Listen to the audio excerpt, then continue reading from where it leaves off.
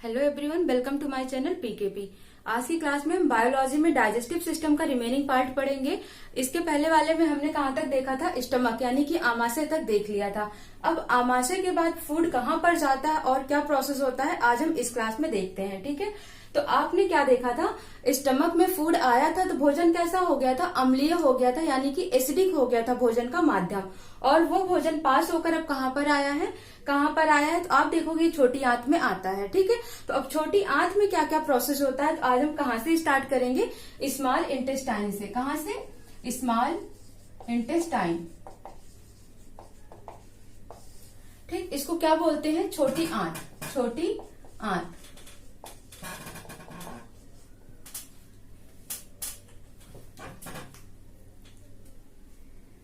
अच्छे से बोल जाओ, फिर बार बार डिस्टर्ब मत करना, क्योंकि हर बार चोचो आएगा। हो गया?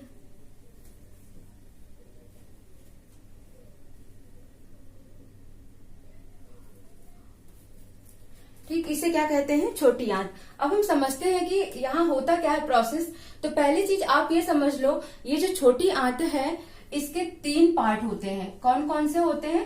इसके जो सबसे पहले ओवरव्यू मैंने दिया था उसमें मैंने आपको डिस्कशन किया था। इसके 3 पार्ट होते हैं, ड्यूडेनम, जेजनम और इलियम। ठीक है, ड्यूडेनम, जेजनम एंड इलियम। यहाँ पर देखा था हमने कि डाइजेशन होता है यानी कि पाचन होता है, और यहाँ पर क्या होता है? एब्जॉर्प्शन होता है यानी कि अवशोषण होता है। ठीक है, तो अब हम इसको समझते हैं पहले एक डायग्राम से। मान लो ये है आपकी छोटी आंत। ठीक है, ये क्या है आपका? छोटी आंत। और यहाँ पर है ये स्टमक। क्या है ये? स्टमक, आमाशय। ठीक, अब आमाशय से कौन सा एसिड निकल कर आ रहा था? HCl, हाइड्रोक्लोरिक एसिड निकल कर आ रहा था। ठीक है, उसके बाद अब आप देखोगे तो ये वाला पार्ट जो होता है स्मॉल इंटेस्टाइन का, ये कौन सा पार्ट होता है? ड्यूडेनम होता है। कौन सा होता है? ड्यूडेनम, देन जेजनम, और यहाँ पर क्या होता है? इलियम। इस तरीके से छोटी आंत के हमको कितने 3 पार्ट देखने को मिल गए। ठीक है, अब यहाँ पर ड्यूडेनम हो गया, ये ऐसे गया। यहाँ पर क्या है? ये पैनक्रियाज। क्या है ये? पैनक्रियाज यानी अग्नाशय। अग्नाशय। ठीक, उसके बाद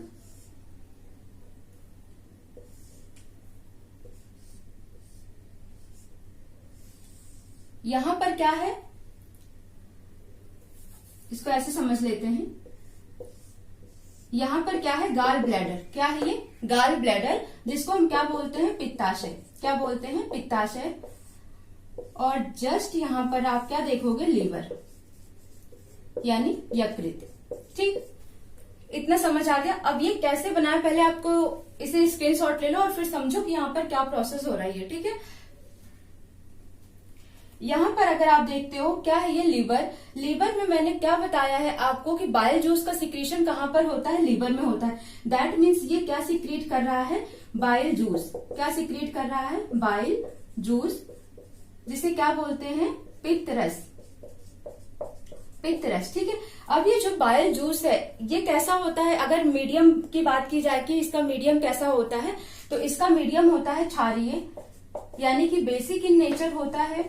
क्यों होता है बेसिक इन नेचर? क्योंकि जो इसका पीएच मान होता है वो 7.7 होता है। किसका होता है? बाइल जूस का होता है। ठीक है, इतना समझ आ गया। अब ये जो बाइल जूस है ये कहाँ पर गया? गाल ब्लैडर के पास में। कहाँ पर गया? गाल ब्लैडर के पास में। इसको क्या बोलते हैं? पित्ताशय। इसीलिए आपका जो क्वेश्चन पूछा जाता है, ये पूछा जाता है कि बाइल जूस बनता कहाँ पर है, यानी कि पित्तरस कहाँ बनता है, तो आप क्या बोलोगे? यकृत में। और पित्तरस स्रावित जमा कहाँ पर होता है, तो आप क्या बोलोगे? पित्ताशय में। तो यहाँ से बाइल जूस निकला, पित्तरस यहाँ से निकला, कहाँ से? लीवर से। और कहाँ पर जाकर ये जमा हो रहा है? पित्ताशय में जाकर ये जमा हो रहा है। ठीक है, अब यही बाइल जूस जो पित्ताशय में जमा हो रहा है वो आगे पास होगा। आगे पास होगा। क्या पास हो रहा है? ये बाइल जूस पास हो रहा है, बीजे। ठीक है, बाइल जूस पास हो रहा है। अब ये क्या है? पैनक्रियाज है। पैनक्रियाज का मतलब अग्नाशय। यहां से भी क्या निकलता है? Pancreatic juice. क्या निकलता है?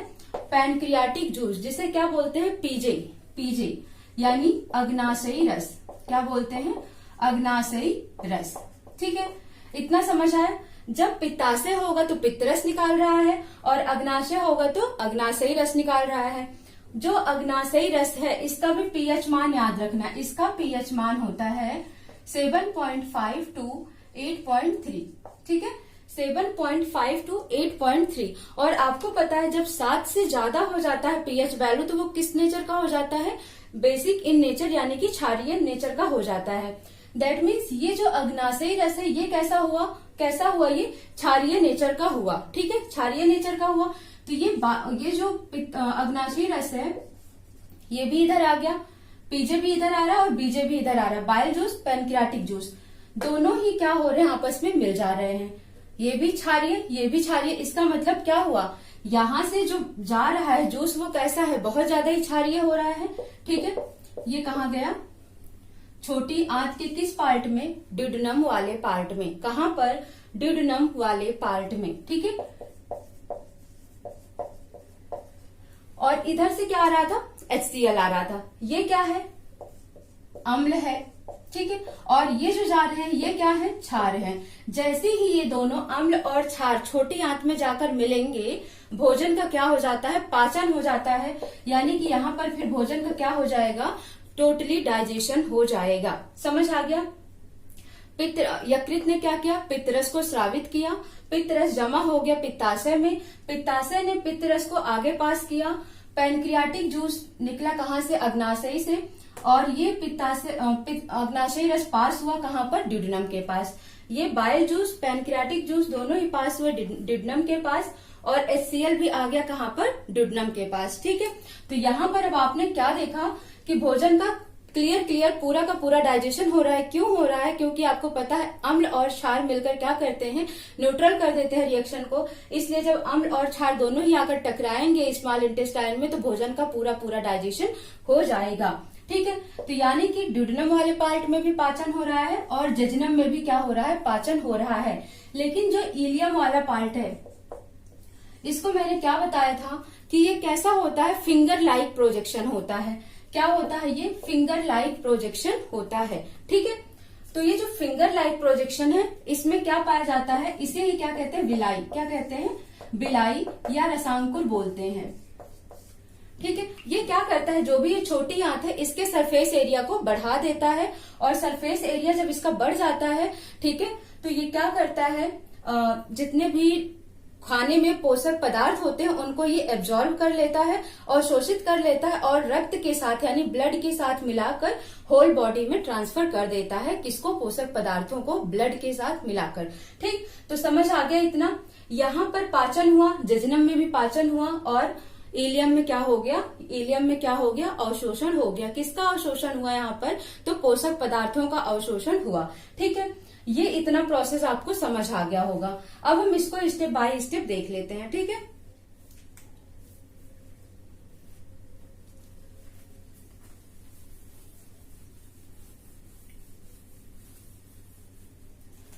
हमने क्या देखा कि जो छोटी आंत है यहाँ पर डाइजेशन किस तरीके से हो रहा है। हमने चीजें समझ ली है, बस आपको नोट करना है। जो छोटी आंत होती है इसकी लंबाई आपको याद रखना है 6 से 7 मीटर ये लंबा होता है। छोटी आंत 6 से 7 मीटर लंबाई में होती है। ठीक है, इसके कितने पार्ट होते हैं, तो 3 पार्ट होते हैं, ड्यूडेनम, जेजुनम और इलियम। सबसे पहले ड्यूडेनम के बारे में आपको देखना है। ड्यूडेनम का काम क्या है, ये क्या करता है, किसकी बात हो रही है यहाँ पर, आंत की बात हो रही है। तो ये कौन सा रस निकालता है, आंतरिक रस, आंतरिक रस। ठीक है, इंटेस्टाइनल जूस, इंटेस्टाइनल जूस स्रावित करता है ये। ठीक है, क्या निकालता है ये, इंटेस्टाइनल जूस निकालता है। ठीक है, अब इस इंटेस्टाइनल जूस का जो पीएच मान होता है वो कितना होता है, 8.5 होता है। कितना होता है, 8.5 होता है। क्या होता है, पीएच मान। तो 8.5 हो गया तो इसका मतलब इसका नेचर कैसा हो गया, क्षारीय हो गया। ठीक, समझ आया। जो ड्यूडेनम है छोटी आंत का, वो क्या कर रहा है, आंतरिक रस स्रावित कर रहा है, इंटेस्टाइनल जूस निकाल रहा है, जिसका पीएच मान कितना है, 8.5 है। और अगर 8.5 है तो पीएच स्केल पर 7 से ज्यादा इसका मान हो रहा है, दैट मीन्स इसका नेचर कैसा हो गया, क्षारीय हो गया। अब आपने देखा ड्यूडेनम में बाइल जूस और पैनक्रियाटिक जूस भी आकर मिल रहे थे। इसका मतलब जो इसका दूसरा पॉइंट आप लिखोगे, क्या लिखोगे, यहाँ पर बाइल जूस और पैनक्रियाटिक जूस आकर भोजन में मिलते हैं। ठीक, क्या देखा आपने, यहाँ पर बाइल जूस और पैनक्रियाटिक जूस आकर भोजन में मिलते हैं। अब ये जो इंटेस्टाइनल जूस सिक्रीट हो रहा है, ये एक दिन में कितना सिक्रीट होता है, आपको ये भी पॉइंट याद रखना है। तो एक दिन में ये कितना सिक्रीट होता है, 6 से 7 लीटर पर डे। ठीक, एक दिन में 6 से 7 लीटर क्या सिक्रीट होता है, इंटेस्टाइनल जूस, यानी आंतरिक रस स्रावित होता है। कहां से स्रावित होता है, ड्यूडेनम से। तो आपको ड्यूडेनम में ज्यादा कुछ नहीं याद रखना है, बस आपको ये पॉइंट याद रखना है, ड्यूडेनम सबसे बड़ा पार्ट है स्मॉल इंटेस्टाइन का, इससे आंतरिक रस निकलता है जिसका पीएच मान 8.5 होता है। अब जब पीएच 8.5 हो गया तो नेचर क्षारीय हो गया, और एक दिन में 6 से 7 लीटर इंटेस्टाइनल जूस निकलता है। ठीक है, और यहीं पर ड्यूडेनम में ही बाइल जूस और पैनक्रियाटिक जूस आकर मिल जाते हैं, और भोजन का माध्यम कैसा हो जाता है, अब भोजन का माध्यम क्षारीय हो जाता है। ठीक, इतना समझ आ गया होगा आपको। अब यहाँ पर क्या होता है, जो हमारी ये छोटी आंत का ड्यूडेनम पार्ट है, यहीं पर एंजाइम पाया जाता है। क्या पाया जाता है, एंजाइम पाया जाता है। ठीक है, ये जो इंटेस्टाइनल जूस सिक्रीट हो रहा है, आपको पता है जितने भी ये जूस निकलते हैं, जितने भी रस निकलते हैं, चाहे वो पैनक्रियाटिक हो, चाहे वो इंटेस्टाइनल हो, चाहे वो बाइल जूस हो, इन सब में एंजाइम पाए जाते हैं। तो यहाँ पर जो आंतरिक जूस है, इसमें कितने पाए जाते हैं, 5 एंजाइम। छोटी आंत के ड्यूडेनम से निकलने वाले आंतरिक रस से 5 एंजाइम पाए जाते हैं। कौन कौन से हैं, सबसे पहला, इसका ट्रिक मैंने बताया था, स्मेल से याद रखना है आपको। सबसे पहला है क्या, एस से क्या लिखोगे, सुक्रोज। ठीक है, सुक्रोज। अब ये जो सुक्रोज है, इसका कन्वर्जन किसमें हो रहा है, तो इसका कन्वर्जन हो रहा है ग्लूकोज प्लस फ्रक्टोज में। ठीक है, सेकंड क्या देख रहे हो, एम फॉर क्या हो गया, माल्टोज हो गया। ये क्या कर रहा है, ग्लूकोज प्लस ग्लूकोज में कन्वर्ट कर रहा है। ठीक है, थर्ड आप क्या देख रहे हो, ई से क्या हो जाएगा, इरिप्सिन।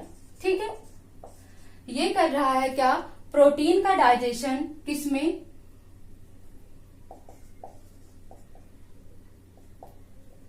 प्रोटीन को किसमें कर रहा है, ये पेप्टोन्स।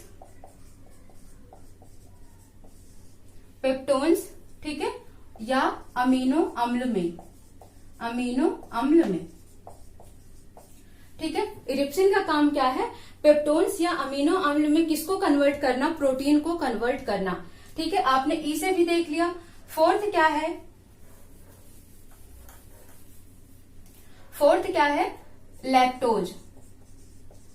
लैक्टोज किसमें कन्वर्ट हो रहा है, तो लैक्टोज किसमें पाई जाने वाली कार्बोहाइड्रेट है, मिल्क में। ठीक है, तो लैक्टोज किसमें कन्वर्ट हो रहा है, ग्लूकोज प्लस गैलेक्टोज में। ठीक, फिफ्थ है आपका क्या, एल फॉर लाइपेज। ठीक है, लाइपेज क्या करता है, फैट को किसमें कन्वर्ट कर देता है, फैटी एसिड प्लस ग्लिसरॉल में। ठीक है, यानी वसीय अम्ल या ग्लिसरॉल। ठीक है, क्या क्या देखा आपने, 5 तरह के एंजाइम निकले, कहां से, छोटी इंटेस्टाइनल जूस से, sucrose, maltose, erepsin, lactose and lipase.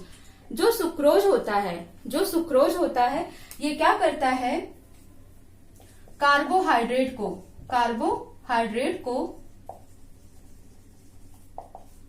किसमें कन्वर्ट कर देता है, ग्लूकोज और फ्रक्टोज में कन्वर्ट कर देता है। माल्टोज क्या करता है, ये भी कार्बोहाइड्रेट को ग्लूकोज प्लस ग्लूकोज में कन्वर्ट कर देता है। इरिप्सिन क्या करता है, प्रोटीन को अमीनो अम्ल में कन्वर्ट कर देता है। लैक्टोज क्या करता है, लैक्टोज मिल्क को गैलेक्टोज में कन्वर्ट कर देता है, और लाइपेज क्या करता है, फैट को फैटी एसिड में कन्वर्ट कर देता है। ठीक है, ये हो गए इनके फंक्शंस। जो ये 5 एंजाइम है, इनके काम क्या क्या हैं, आप ये इनको नोट कर लो। ठीक है,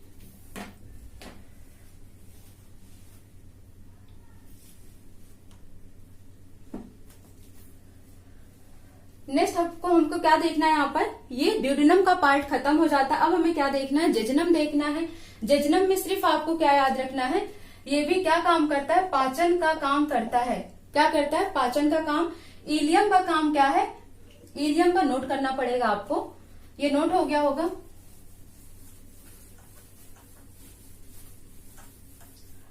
इलियम का काम क्या है, ये क्या करता है, जो भी भोजन में क्या है, पोषक पदार्थ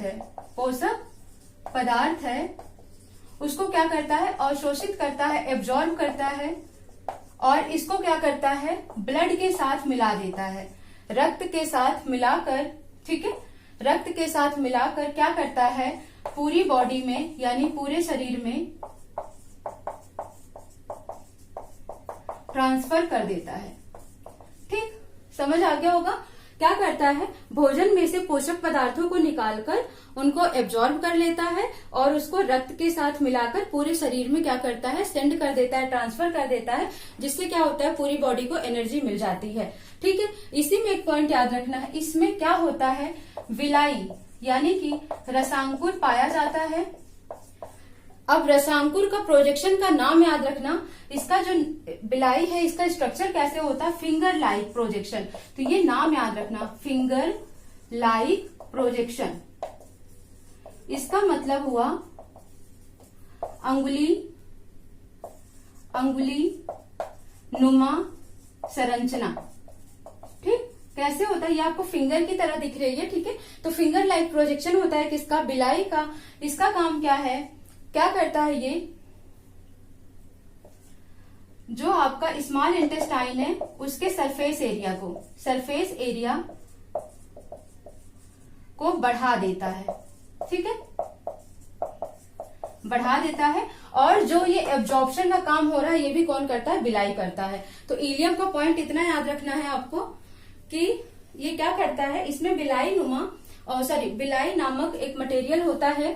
ठीक है, एक प्रोजेक्शन होता है जो कि फिंगर लाइक होता है। ये क्या करता है, भोजन में से पोषक पदार्थों को अवशोषित करता है, और छोटी आंत के सरफेस एरिया को, सतही क्षेत्रफल को बढ़ा देता है, और ब्लड के साथ मिलाकर क्या करता है, पूरी बॉडी को सर्कुलेट कर देता है। यहाँ पर तो ये सारे काम हो गए। ठीक है, यानी कि भोजन का डाइजेशन पूरी तरीके से आपने देख लिया, कहाँ पर, छोटी आंत में देख लिया। लेकिन अब आपको क्या देखने हैं, ये जो हेल्पिंग ऑर्गन है, ये हैं क्या, इनके बारे में भी आपको पॉइंट नोट करना है।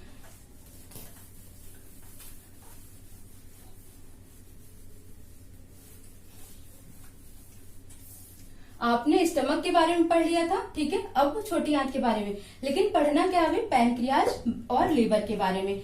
तो सबसे पहले आपको क्या देखना है, लीवर के बारे में हम देख लेते हैं। हेडिंग करो लीवर, यकृत। ठीक है, लीवर या यकृत। इसका भार याद रखना है कि इसका वेट कितना होता है, इसका वजन कितना होता है, तो 1.5 से 2 kg का होता है। कितने का, 1.5 से 2 kg का होता है लीवर। और आपकी बॉडी में सबसे इंपॉर्टेंट रोल लीवर का ही होता है, क्योंकि पूरे डाइजेशन में मेन रोल इसी का होता है। ये क्या सिक्रीट करता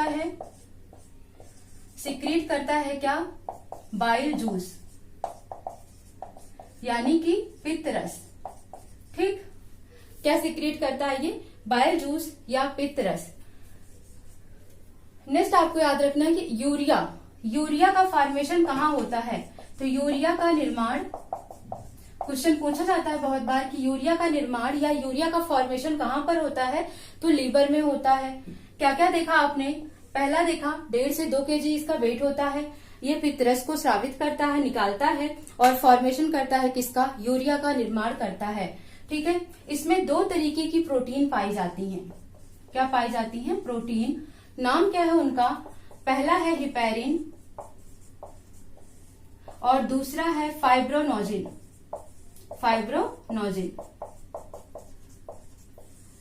फाइब्रोनोजिन। हिपैरिन का काम क्या है? ब्लड क्लॉटिंग को रोकता है, यानी रक्त का थक्का जमने से रोकता है, जमने से रोकता है। ठीक है, हिपैरिन क्या करता है? रक्त का थक्का बनने से रोकता है, यानी कि ये क्या करता है? ब्लड क्लॉटिंग को रोकता है। ठीक है, नोट हो गया। ठीक है, अब फाइब्रोनोजिन का काम क्या होता है? जस्ट इसका अपोजिट, रक्त का थक्का बनाने में मदद करता है, यानी कि ये क्या करता है? हेल्प करता है किसमें? ब्लड क्लॉटिंग में।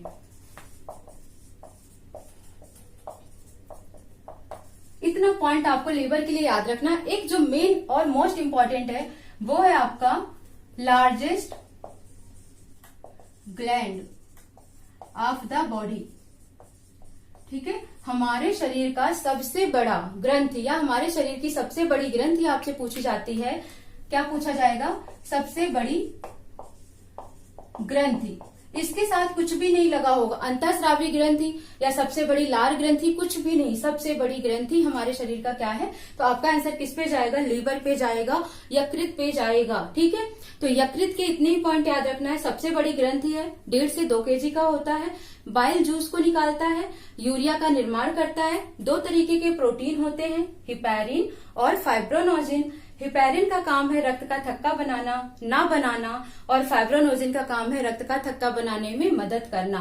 ठीक है, एक पॉइंट और यहाँ पर आपको अपने दिमाग में रखना है। अगर किसी व्यक्ति को पॉइजन देकर मारा गया है, जहर देकर मारा गया है, तो उसका जब पोस्टमार्टम होता है तो सबसे पहले जांच किसकी होती है? यकृत की जांच होती है। यकृत की जांच करने से पता चल जाता है कि उसको क्या जहर दिया गया है या कौन सा जहर देकर उसको मारा गया है।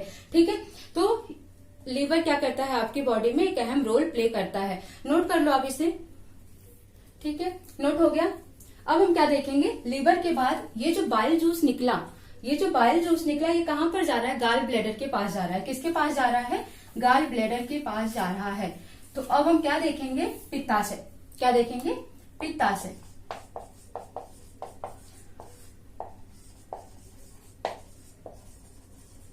Gall bladder. ठीक है, गाल ब्लैडर में क्या इसका एक ही फंक्शन है? क्या करता है ये? बाइल जूस को पित्त रस को क्या करता है? ये जमा करता है। पित्त रस को क्या करता है? इकट्ठा करता है। कौन करता है? Gall bladder. दूसरा काम इसका क्या है? वसा का पाचन करता है। ठीक है, वसा का पाचन, यानी कि फैट का डाइजेशन कहाँ पर होता है? गाल ब्लैडर में होता है। इसीलिए आप देखोगे जब गाल ब्लैडर में यहां पर क्या होता है? यहां पर ऑक्सैलिक अम्ल की मात्रा बढ़ जाने पर क्या होता है? स्टोन हो जाता है, यानी कि पथरी हो जाती है। ठीक, क्या देखा आपने कि जो ये पित्ताशय है, अगर पित्ताशय में क्या होता है? ऑक्सैलिक अम्ल की मात्रा बढ़ जाती है तो क्या होता है? यहाँ पर पथरी हो जाती है। ठीक है, जिसको हम क्या बोलते हैं? गाल ब्लैडर में पथरी हो गई है। उस केस में क्या होता है? पूरी की पूरी गाल ब्लैडर को बॉडी से काट कर निकाल दिया जाता है, यानी कि गाल ब्लैडर को निकाल दिया जाता है, पित्ताशय को निकाल दिया जाता है। तो जो वसा का पाचन होता है, अब वो वसा का पाचन नहीं हो पाएगा।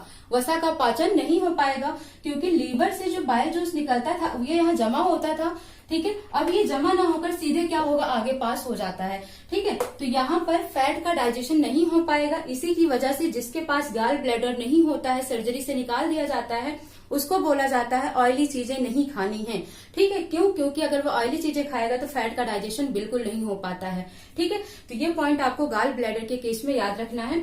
और ऑक्सैलिक अम्ल बढ़ाता कौन कौन है, यानी इसके स्रोत याद रखने हैं, सोर्स याद रखने हैं। तो पालक हो गया, टमाटर हो गया, भिंडी हो गया और अमरूद हो गया। ठीक, इतने पॉइंट आपको याद रखने हैं।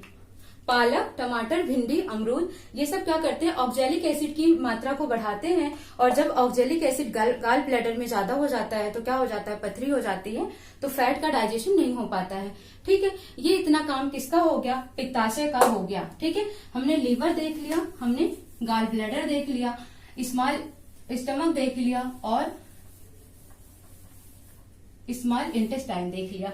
बचा क्या है? पैनक्रियाटिक जूस और बाइल जूस क्या होते हैं। ठीक है,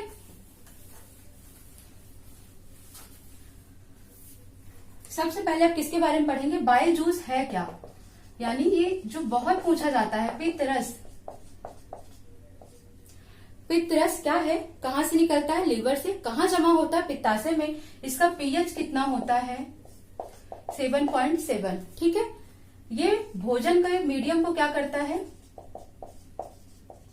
क्षारीय कर देता है। ठीक है, इतना समझ आ गया होगा। इसमें क्या होता है, दो तरीके के पिगमेंट पाए जाते हैं, पिगमेंट यानी वर्णक पाए जाते हैं। ठीक है, बाइल जूस में दो वर्णक पाए जाते हैं, दो पिगमेंट पाए जाते हैं। उनका नाम क्या है, एक का नाम है बिलरुबिन और एक का नाम है बिलवर्डिन। ठीक है, तो ये याद रखना, ये भी इंपॉर्टेंट है कि जो पित्तरस है उसमें कौन कौन से पिगमेंट पाए जाते हैं। तो बिलरुबिन और बिलवर्डिन। जो बिलरुबिन है ये किस रंग का होता है, पीले रंग का होता है, और जो बिलवर्डिन है ये हरे रंग का होता है। ठीक है, ये कब बनता है, ये दो पिगमेंट कब बनते हैं, जब आरबीसी यानी कि लाल रक्त कोशिकाएं, रेड ब्लड सेल्स समय से पहले खत्म हो जाती हैं। इनका टाइम पीरियड कितना होता है, 120 दिन होता है। ये क्वेश्चन इंपॉर्टेंट है, पूछा जाता है कि आरबीसी का जीवन काल कितने दिन का होता है, लाइफ स्पैन कितने दिन का होता है, तो 120 दिन का होता है। लेकिन जब किसी भी कारण से आरबीसी आपकी बॉडी में 120 दिन से पहले ही डैमेज हो जा रही है, खत्म हो जा रही है, तब ये दोनों पिगमेंट क्या होते हैं, ब्लड में इन दोनों की मात्रा क्या होगी, बढ़ जाएगी। ठीक है, और जैसे ही ब्लड में, रक्त में इन दोनों की मात्रा बढ़ जाएगी, आपकी बॉडी में आपका जो यकृत है, लीवर है, जो कि बाइल जूस सिक्रीट कर रहा है, वो काम करना कम कर देगा, यानी कि अनियंत्रित तरीके से वो काम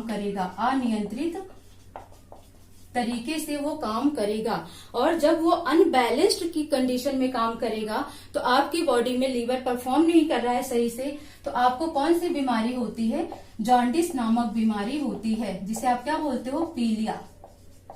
ठीक है, तो आपको इतना पॉइंट याद रखना है यहाँ पर।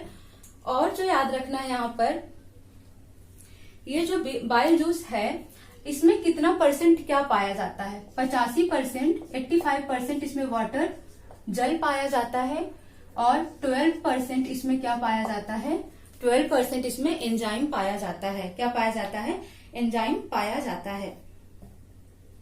ठीक है, 12% एंजाइम, या आप क्या कह सकते हो, पिगमेंट पाया जाता है। और यही जो पिगमेंट है यही है आपके बिलरुबिन और बिलवर्डिन। तो समझ आ गया, बाइल जूस का पीएच मान 7.7 है, इसलिए ये क्षारीय होता है।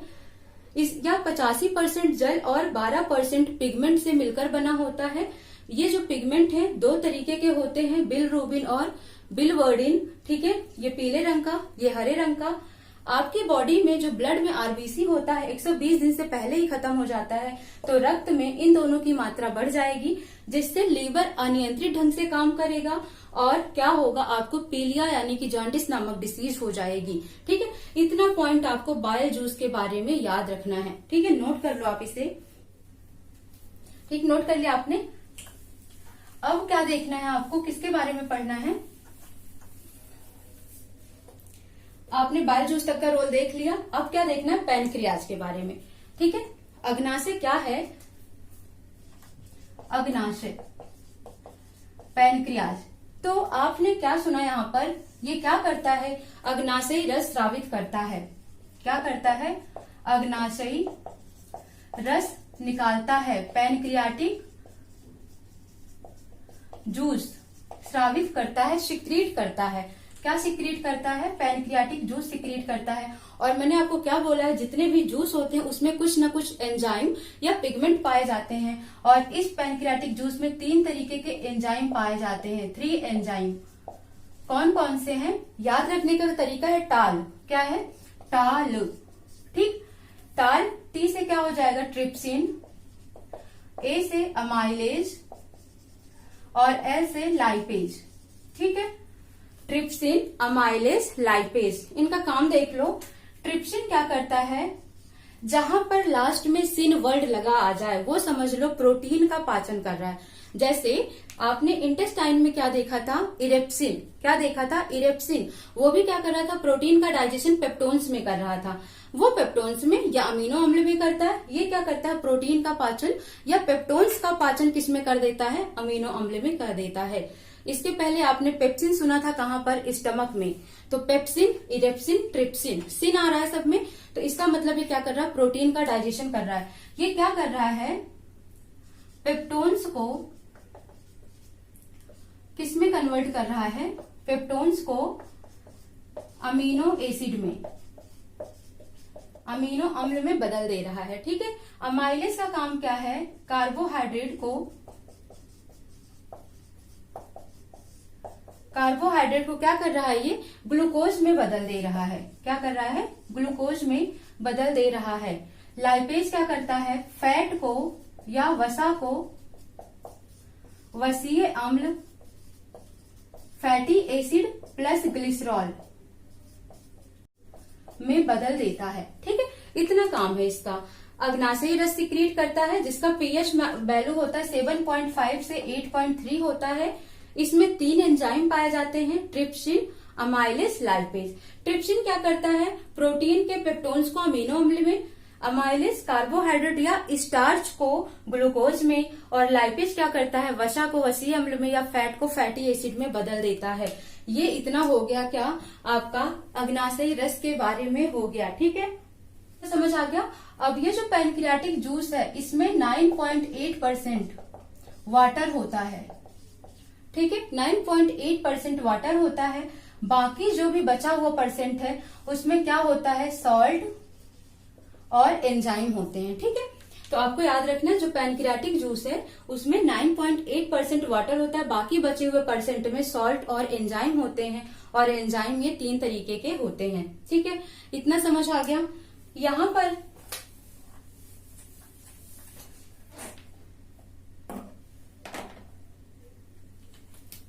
ठीक है, इतना समझ आ गया। इसका पीएच मान आपको याद रखना है 7.5 से 8.3 तक। ठीक है, अब क्या है, जो अग्नाशय है, ठीक है, इसमें क्या है, एक लैंगरहैंस की द्वीपिका पाई जाती है, आइलेट्स ऑफ लैंगरहैंस। ये साइंटिस्ट थे लैंगरहैंस, इनके नाम पे ही। ठीक है, ये क्या थे, वैज्ञानिक थे, और इन्हीं के नाम पर ही पड़ा लैंगरहैंस की द्वीपिका, लैंगरहैंस की द्वीपिका। ठीक है, इसमें 3 सेल्स पाए जाते हैं, 3 कोशिका, 3 सेल पाए जाते हैं। ठीक है, alpha, beta, gamma, alpha cell, beta cell और गामा सेल, या अल्फा कोशिका, बीटा कोशिका और गामा कोशिका। ठीक है, ये जो अल्फा सेल है, अल्फा कोशिका, ये क्या सिक्रीट करता है, ग्लूकॉन। क्या सिक्रीट करता है, ग्लूकॉन सिक्रीट करता है, ग्लूकॉन को स्रावित करता है, जो क्या करता है, ग्लाइकोजन को ग्लूकोज में बदल देता है, ग्लूकोज में बदल देता है। इतना याद रखना आपको। अल्फा कोशिका, जिससे क्वेश्चन नहीं पूछा जाता है, बस आपको ये याद रखना है, ये क्या सिक्रीट करता है, ग्लूकॉन सिक्रीट करता है, जो ग्लाइकोजन को ग्लूकोज में बदल देता है। समझ आ गया। बीटा सेल, जो आपका क्वेश्चन पूछा जाता है, बीटा सेल, ये क्या सिक्रीट करता है, इंसुलिन। ठीक है, क्या सिक्रीट करता है, इंसुलिन। और इंसुलिन की खोज किसने की, बेंटिंग एंड वेस्ट ने। ठीक है, बेंटिंग और वेस्ट ने इसकी खोज की, किसकी, इंसुलिन की। और इंसुलिन की कमी से, इसकी कमी से मधुमेह, जिसे आप शुगर कहते हो, या डायबिटीज हो जाता है।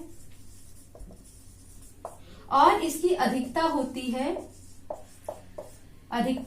है तो क्या हो जाता है, हाइपर ग्लाइसीमिया। ठीक, समझ आ गया। जब इंसुलिन की कमी हो रही है बॉडी में तो क्या हो रहा है, ब्लड में ग्लूकोज की मात्रा बढ़ जा रही है और क्या हो जा रहा है, मधुमेह यानी कि डायबिटीज नामक बीमारी हो जा रही है। और जब इसकी अधिकता हो जा रहा है तो इसको क्या बोलते हैं, हाइपोग्लाइसेमिया नामक बीमारी बोलते हैं। क्या बोलते हैं, हाइपोग्लाइसेमिया नामक बीमारी बोलते हैं। हाइपर नहीं, हाइपोग्लाइसीमिया नामक बीमारी बोलते हैं। हाइपोग्लाइसीमिया का मतलब क्या हुआ, इंसुलिन की अधिकता हो रही है, दैट मीन्स ब्लड में ग्लूकोज का लेवल कम हो रहा है। हाइपो का मतलब क्या होता है, कम होना। जब ब्लड में ग्लूकोज का लेवल कम हो रहा है तब हाइपोग्लाइसेमिया, जब ब्लड में ग्लूकोज का लेवल ज्यादा हो रहा है तब क्या हो रहा है, इंसुलिन की कमी हो रही है। इसका मतलब वहां डायबिटीज नामक बीमारी हो रही है। तो आपको इसमें सिर्फ इतना पॉइंट याद रखना है। और गामा सेल क्या सीक्रेट करता है ये याद रखना, सोमैटोस्टैटिन। सोमैटोस्टैटिन सीक्रेट करता है गामा कोशिका। ठीक है, ये क्या करता है, इसका काम याद रखना, जो भी आपने भोजन खाया है, भोजन के स्वांगीकरण की अवधि बढ़ा देता है।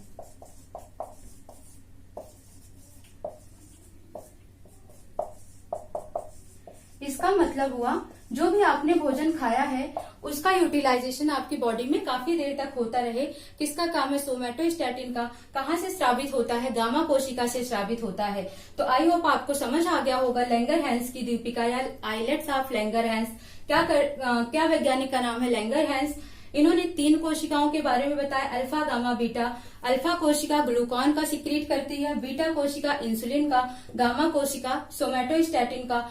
ग्लूकॉन क्या करता है, ग्लाइकोजन को फिर से ग्लूकोज में। इंसुलिन क्या करता है, इसकी कमी से मधुमेह और अधिकता से हाइपोग्लाइसीमिया। सोमैटोस्टैटिन क्या करता है, भोजन के एसिमिलेशन यानी स्वांगीकरण के टाइम पीरियड को बढ़ा देता है। इतना पॉइंट आपको यहाँ से याद रखना है। कहाँ से, पैनक्रियाज से, या फिर आपको कहाँ से, आइलेट्स ऑफ लैंगरहैंस से याद रखना है। ठीक है, ठीक, नोट हो गया। अब हम क्या देखते हैं, छोटी आंत का सारा काम खत्म हो चुका है। ठीक है, भोजन कहाँ था, स्टमक में था, स्टमक से छोटी आंत में गया था, यहाँ पर लीवर था, ये गाल ब्लैडर था, ये पैनक्रियाज था। उसके बाद ये क्या था, बड़ी आंत थी। ठीक है, ये देखा था हमने। अब क्या था, ये सारा फंक्शन हमने पढ़ लिया, गाल ब्लैडर का, ठीक है, लीवर का, पैनक्रियाज का, स्टमक का, सबका फंक्शन पढ़ लिया, छोटी आंत का। क्या बचा अभी आपके पास, बड़ी आंत। बड़ी आंत, लार्ज इंटेस्टाइन। क्या करता था ये, छोटी आंत को बड़ी आंत से, ठीक है, इसके सबसे पहले याद रखो कि जो बड़ी आंत होती है इसकी लंबाई छोटी आंत की तुलना में छोटी होती है। तो लंबाई की अगर बात होगी तो ये क्या होता है, छोटी होती है किससे, छोटी आंत से। किससे छोटी होती है, छोटी आंत से। लेकिन ये क्या होती है, मोटी होती है किससे, छोटी आंत से। ठीक है, छोटी आंत लंबी और पतली होती है, ये मोटी और छोटी होती है। ठीक है, वैसे ही याद रखना, जो मोटा होता है वो छोटा रह जाता है और जो पतला होता है वो लंबा दिखता है। ठीक है, तो पतला, लंबा और छोटा और मोटा। ठीक है, ऐसे याद रखना। अब बड़ी आंत में होता क्या है, ये क्या करता है, दवाइयों का, मेडिसिन, वाटर और अनडाइजेस्टेड फूड। ठीक है, यानी कि जो मेडिसिन है और वाटर है, मेडिसिन है और वाटर है, ठीक है, मेडिसिन और वाटर है, या फिर जो सॉल्ट है, नमक है, इसको क्या करता है, अनडाइजेस्टेड फूड में से क्या करता है, एब्जॉर्ब करता है। क्या करता है, एब्जॉर्ब करता है, यानी अवशोषित करता है। ठीक है, तो बड़ी आंत का इतना ही काम है। क्या करता है ये, दवाइयों को, जल को या नमक को अपाच्य भोजन में से क्या करता है, अवशोषित करता है, एब्जॉर्ब करता है। ये काम किसका है, बड़ी आंत का है। ठीक है, absorption of medicine, water and salt from the undigested food. अब ये अनडाइजेस्टेड फूड इसको मिला कहाँ से, छोटी आंत से। ठीक है, तो जो बड़ी आंत है इसके 3 पार्ट होते हैं, सीकम, कॉलन और रेक्टम। सीकम कॉलन को यही कहेंगे, इसको क्या कहेंगे, मलाशय, बृहदांत्र, सीकम को सीकम ही कहेंगे, ठीक है। इसका काम क्या है, ये छोटी आंत स्मॉल इंटेस्टाइन को क्या करता है, लार्ज इंटेस्टाइन से जोड़ता है, छोटी आंत को बड़ी आंत से कनेक्ट करता है, और जो भी अनडाइजेस्टेड फूड है यानी कि अपाच्य भोजन है उसको कहां पर, बड़ी आंत के पास पहुंचाता है। इतना काम है किसका, सीकम का, ठीक है। अब सीकम क्या है, ये शाकाहारी में लंबे होते हैं। क्यों? क्योंकि शाकाहारियों में सेलुलोज का पाचन नहीं होता है, इसलिए, ठीक है। क्यों? क्योंकि जो शाकाहारी होते हैं उसमें सेलुलोज का पाचन नहीं होता है,